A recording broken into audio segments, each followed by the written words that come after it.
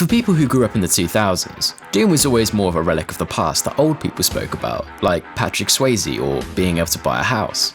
However, it's actually really difficult to overstate how important Doom is to the video game industry and to popular culture as a whole. Though technically not the first ever FPS game, it's often considered the pioneer of the genre and was massively popular due to its quality and revolutionary technology.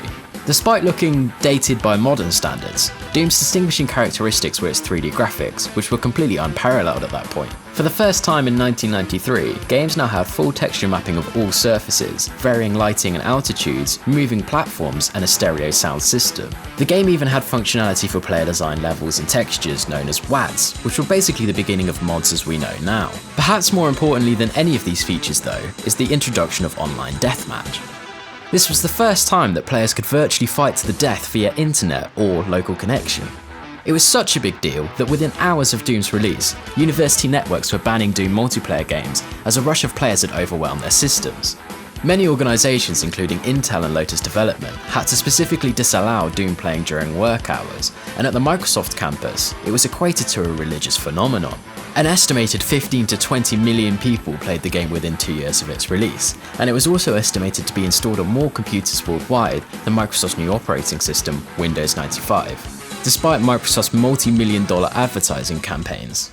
Just 1 year later, id Software then released Doom 2: Hell on Earth, which essentially took the experience of the first game and expanded on its strengths. Doom 2 took advantage of advances in computer hardware since the development of the original game, which allowed them to do more of their game engine and make much larger and more intricate levels.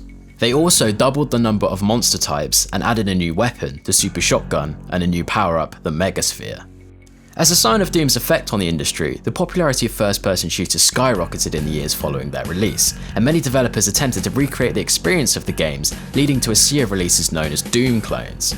In 2001, Doom was voted the #1 game of all time by over 100 game developers and journalists in a poll by GameSpy, and PC Gamer proclaimed Doom the most influential game of all time in its 10-year anniversary issue in April 2004. The editors of Retro Gamer also commented on Doom by saying only a handful of games can claim that they've changed the gaming world, and Doom is perhaps the most qualified of them all. To summarise, these games not only popularised the FPS genre, but also pioneered immersive 3D graphics, networked multiplayer gaming, and support for player-made modifications. Then, 10 years after Doom 2 was released, Doom 3 entered the scene. Despite being a critical and commercial success, with more than 3.5 million copies of the game sold, reception was divided over the franchise's new direction into story-driven survival horror. While technically a good game, Doom 3's more story-centered approach meant that the experience was more like Half-Life than Doom. The gameplay was also mostly divergent from the original Doom games and much slower. There are large sections of the game that involve no combat, which help to build up atmosphere and tension, but then when fights do occur, they tend to be very sudden and frantic, in quite tight claustrophobic areas. The game also has a prominent use of darkness, which was further enhanced by the fact that the player had to choose between holding a weapon and holding the flashlight to see. This is all very good and effective for the time, however playing through it recently, it didn't really feel like a Doom game and was actually the game I enjoyed the least in the series. id Software was treading dangerously close to becoming the imitators that they had inspired, instead of the pioneers they were when it came to the Doom franchise. Doom 4 was announced in 2007, but after years of radio silence and the subsequent release of the fairly underwhelming Rage, fans of the franchise had become concerned. Rumours began to spread of development issues, including problems with the recent Bethesda acquisition. And leaked footage showed a game that looked far more like Call of Duty than the game that Doom fans wanted. After the original programmer and visionary of Doom, John Carmack, left the company in 2013, fans began to doubt whether they'd ever see the series return to its former glory, and that the franchise would be a thing of the past. Then all it took was one trailer at E3 2015 to silence all of the doubters. We were standing on the edge of discovery. A powerful technology with infinite possibilities. Instead, we let them in. Fused in an unholy union of flesh and metal.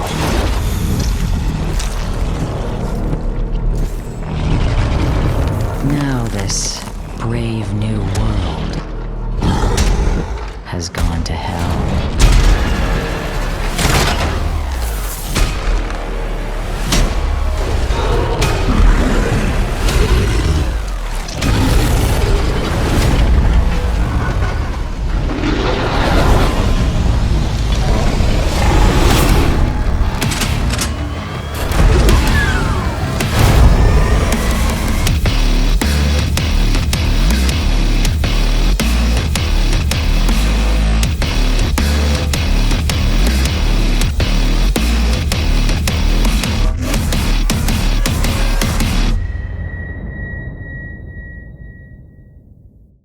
I recently did a video on Ghost Recon Wildlands, and one of my major criticisms of that game was the lack of compelling narrative. Doom's story also takes more of a back seat, but this time it works. The problem with Wildlands was that the story was pretty shit, and nothing really made up for it. Doom doesn't have this problem, however. It has enough story to be compelling, but the focus is on pure gameplay. It would be easy to say that Doom's gameplay is good, but it's far more than that. It's a love letter to 90s game design. Id Software developed what they call the push-forward combat philosophy as a direct response to cover-based shooter games such as Call of Duty, where you need to fall back behind cover in order to regain health and continue playing the game. While this is considered more realistic or immersive for some games, it slows down the pacing of the action and makes you feel weak or vulnerable as you have to constantly run away from threats. Doom doesn't want you to run away. Doom wants you to run towards the fight. Therefore, the push-forward system was created so that you have to keep moving and fight enemies in order to survive and gain resources. Specifically, in order to regain health, you have to perform a glory kill on a low health enemy. This causes you to do an absolutely brutal finishing move on an enemy while health drops pour out of what's left of them. As well as this, the chainsaw has now been repurposed to instantly restore ammo to all of your weapons when used to cut an enemy in half, instead of just being another weapon in your arsenal. These factors create the need to always be engaging with enemies and defeat them in various ways in order to survive, driving the player to keep pushing forward. Item pickups can also be found in the world or discovered as a secret, making sure you're always equipped going into the fight, but from there, it's up to you to survive and manage your resources. In addition to this, most enemy attacks are also either melee, area of effect, or projectile, meaning the player can actually outmaneuver them and use the environment to play around them, instead of having to constantly seek cover from hit-scan weapons. The product of all of this then creates a gameplay experience which balances the feeling of unrelenting power and rage with genuine challenge and depth.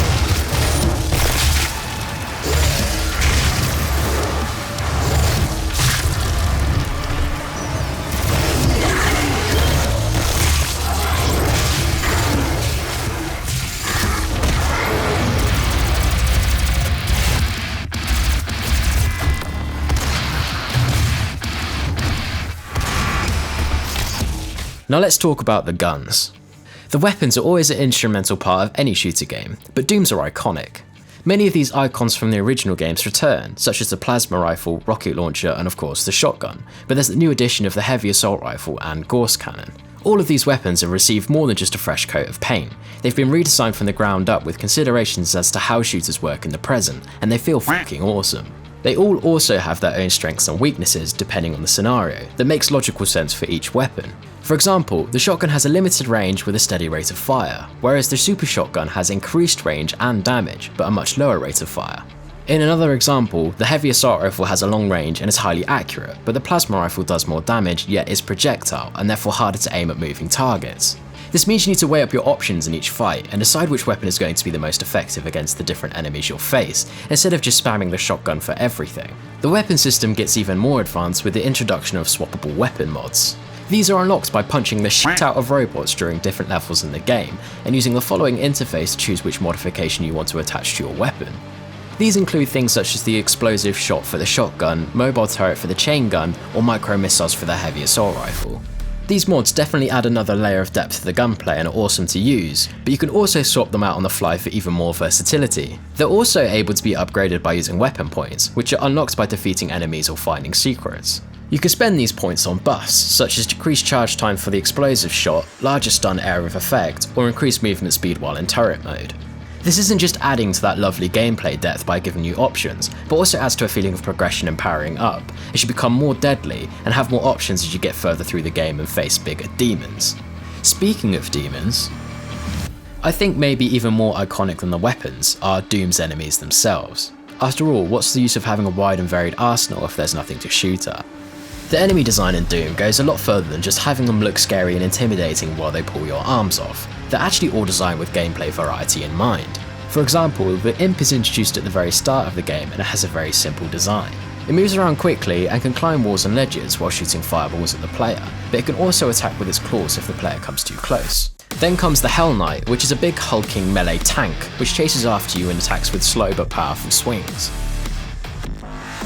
Cacodemons float in the air and shoot projectiles at the player, while also trying to close the gap on them to inflict large melee damage with its huge mouth. Any of these enemies on their own don't necessarily pose much of a challenge and wouldn't be particularly interesting either. It's when Doom puts you into an arena with all of them and more that things start to get interesting. It makes every fight varied, unique and challenging, as adding one more enemy type into a fight completely changes how the player has to adapt in order to survive. One of my absolute peeves with video game difficulty is when developers make games more difficult just by adding more enemies. But Doom avoids this problem by the variance of enemy types and their different attack styles. Instead, each time a new enemy is added to a situation, I feel a sense of thrill of having to figure out how to defeat this new threat, while also dealing with everything else that's already chasing me. Different enemies also have different weaknesses as well, which can be used to the player's advantage. A good example of this is the Pinky. This dinosaur looking demon is heavily armoured from the front and charges straight at the player, but that's pretty much all he does, making him fairly easy to avoid. You can then shoot at his unprotected rear end as he stomps straight past you and slams into the wall. You can also shoot out the Revenant's jetpack, the Cacodemons eye, or as the game states, if an enemy has a head, it's a weak spot.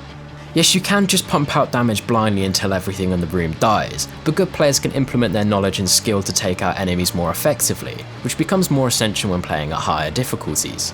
So now we have all the components and contenders, we just need an arena to fight in. The world has come a long way since Doom 93's boxy corridors were considered peak game design, and Doom 2016 reflects that. Id Software has taken what it means in the present to make a first-person shooter level play well and look interesting, and combined it with level design principles from the 90s for great effect. Despite appearances, Doom isn't actually just about separating body parts from their sockets from start to finish, and there's actually quite a lot of exploration and platforming as well. This may seem like a little bit of a red flag to shooter purists, but that's because platforming in these kinds of games is usually shit, and can grind the fun action parts to a halt. However, it's just not the case here. Doom's platforming acts as a serving of gameplay during the downtime when there's a natural lull, keeping players engaged and not allowing them just to vegetate and unfocus between the fights. It asks players to solve puzzles and figure out where they need to go, without it being too complex and separating the two aspects of the gameplay. I really love this as it ensures the game doesn't start to feel too samey, and I never really feel like I'm disengaged, keeping me constantly immersed. As well as this, a huge part of Doom's early identity was searching for secret power-ups and hidden areas in each level. It's something that seems to have been lost over time, as less games reward exploration and instead focus on providing a linear and direct experience, at least in shooter games. Thankfully, part of Doom 2016's homage to the original games includes multiple secrets and bonuses per level that reward the player for taking the time to fully explore the levels and think outside of the box. There's power-ups hidden all over the place, and some really cool collectibles such as the Doom Guy figures. However, what's most impressive to me are the parts of the classic Doom levels that can be explored by pulling hidden levers. The developers didn't have to do this, they could have easily not included anything like this and it wouldn't have affected the core gameplay experience. However, they understood that adding little bonuses like this is the spirit of Doom, and truly shows that developers care about what they're creating. Id Software has actually made an effort to appeal to the fans of the original works and pay tribute to them, and the same love has really been shown all the way across the game. The combat sections are also incredible, with variances in different elevations and multiple pathways which players can use to their advantage. Adding a slight level of verticality increases the dynamism of a level hugely, and when it's combined with all the enemy and weapon types, it creates this evolving symphony of action. There's a solution available for every problem that the player faces in this game, and it's magnificent. There's really not a lot else that feels this way to play, making you feel completely unstoppable and powerful, while also giving you a challenge, and you never really feel like you run out of options.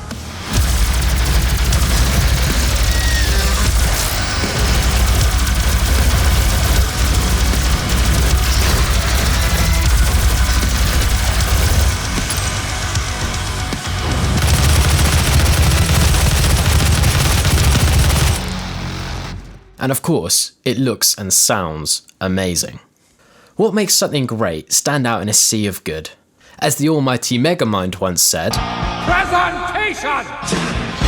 You could create the most mechanically brilliant and well-tuned shooter in the world, and if it looks and sounds like a PlayStation 1 Harry Potter game, no one's going to pay any attention to it. Thankfully, Doom 2016's presentation and execution is bang on. I've spoken about how good all the weapons, enemies and levels are in this game, but didn't really touch on how incredible they all look.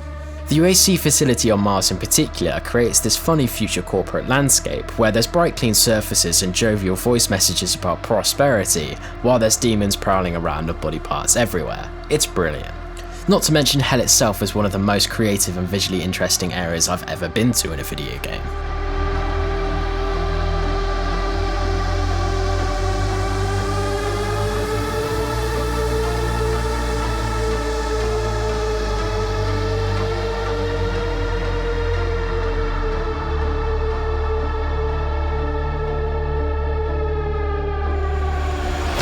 The demons that inhabit both of these locations also look surprisingly real and intimidating, and do a really good job of projecting their attacks and movements, so the player can always understand what the enemy is doing. The game pours all of these wonderful and twisted visuals at you while never allowing it to become too overwhelming or confusing.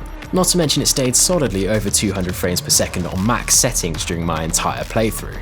So it's quite clear that this is a very visually impressive game, but I know that all you really want me to talk about is the sound.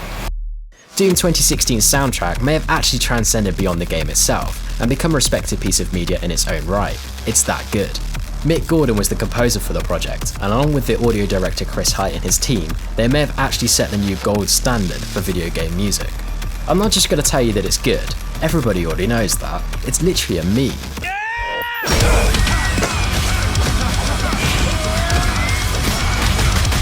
Instead, I want to talk about what went into the process of making the music and how it's been implemented into the game that makes it work so well. The initial brief that Mick Gordon received for the project is rather amusing, and it went a little something like this. We want you to make music that no one has ever heard before, it needs to fit the game perfectly, and be instantly loved by millions of fans. Quite an alarming list of requirements to be faced with, however there was one more that was even more dramatic. No guitars.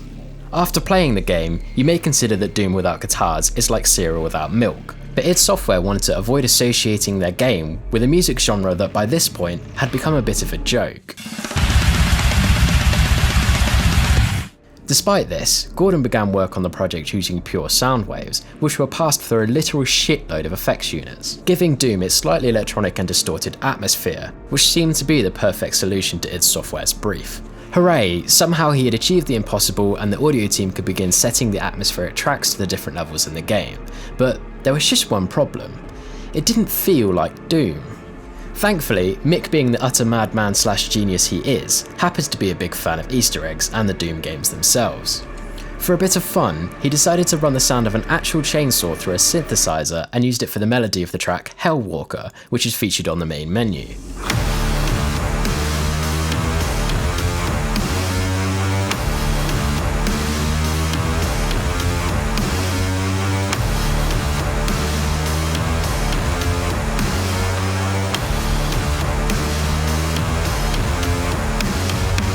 After taking the track and showing it to the guys at id, they, along with probably everyone else, initially thought it was a guitar, but instead of getting mad, they figured it was exactly what was needed.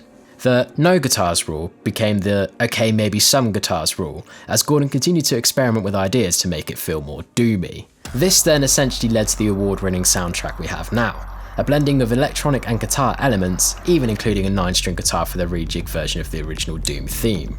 At this point, the music was basically finished and needed to actually be implemented into the game. This is where Doom really sets itself apart from other games with good music. After all, it's not about what you got, it's about how you use it. Video game music, unlike music for TV or film, needs to be somewhat adaptive in order to be effective. The whole point of a video game is that the player is interactive with its world and characters, and events don't happen in a set order every time as they would in a movie. Most games will contain different music for different areas, characters, or gameplay events, and the music will fade between them when they change. For example, when you wander too close to a mud crab in Skyrim. This is what's known as linear or horizontal adaptive music, as the game moves between pieces of music in a linear manner or along a single plane. Doom does this slightly differently, and all the tracks in the game are broken up into blocks or chunks. These chunks don't just crossfade into one another, instead each time a trigger is activated by the player in the game, the chunk of music continues to play until the end. Then it swaps to a transitional music chunk before swapping again into the new piece of music. This is way more seamless and immersive than just having music crossfade between two songs, especially if it's happening multiple times in succession like it is in Doom. It's more complex than this though, as the game will pick chunks of music that's more appropriate for what's currently happening in your game. The more action there is, the more the game ramps up the intensity of the music until everything just reaches this insane level and it just keeps it going.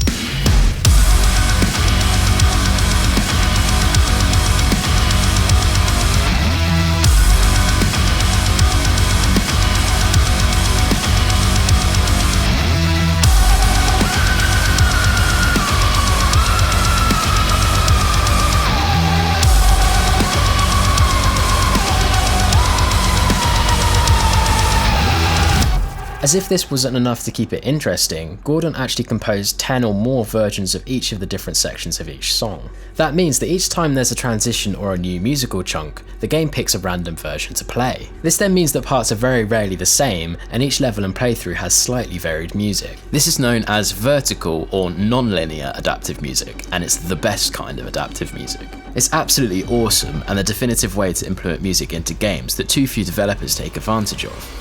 Not only is Doom constantly finding different variations of music to put together to keep things fresh, it is also doing it all in accordance and synchronising to your actions. The way that the music system works creates this natural gameplay tempo that everything seems to work at. It's brilliant because, as a player, it drives you onwards, and feeds really effectively back into the push-forward gameplay mechanics. It puts you in charge of the action like no other game does, and makes you feel like the conductor of the symphony of action that is Doom 2016.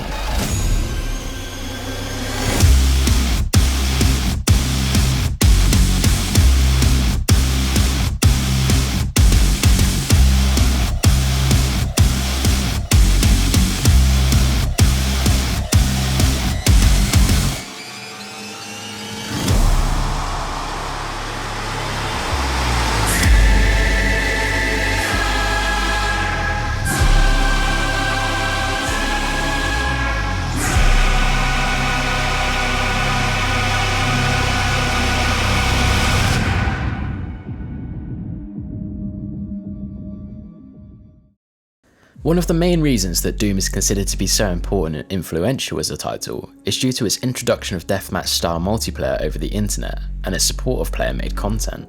Unfortunately for id Software, this is the one area they seem to be stuck in the past with. If you want your online shooter to last in 2016, it needs to either have a ranked ladder for competitive players or a battle royale mode, or both, and even then it isn't certain. Tastes have changed, and demand for arena-based shooters in the last few years basically doesn't exist, and Doom's style of multiplayer didn't really find a place in this era of gaming. I haven't played it, to be honest. There's no real desire or drive for me to play Doom 2016 online, and even if I was feeling inclined, there's no one playing. The snap map, however, is actually a really awesome and overlooked feature that brings modding into the 21st century and puts it directly in the hands of players. There's some really great content to explore there, and the tools are easy enough that most people will be able to pick them up and are deep enough that some actually decent stuff can be made. To be honest though, I kind of really didn't touch any of this stuff either. It's definitely nice to have, but I didn't often feel compelled to try out or make any of these levels, and the game's campaign is more than fulfilling when I want a bit of Doom. For those that are curious about this game, it should be considered more of a single player FPS experience, but what an experience it is. Doom's gameplay loop is one of the most rewarding and engaging of any shooter games of recent memory, due to its mechanics, enemies, level design, and array of weapons. I need to confess that I never actually played the original games before making this video.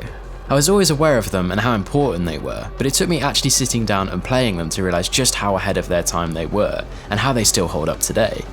It was an oddly familiar and instinctive experience, and I could literally feel the influence these games have had in other games that I've played over the years. I have to say that Doom 2016 is legitimately a perfect recreation of that feeling for modern times, and it feels like a fresh take on the genre, while also making me nostalgic for something I never actually experienced.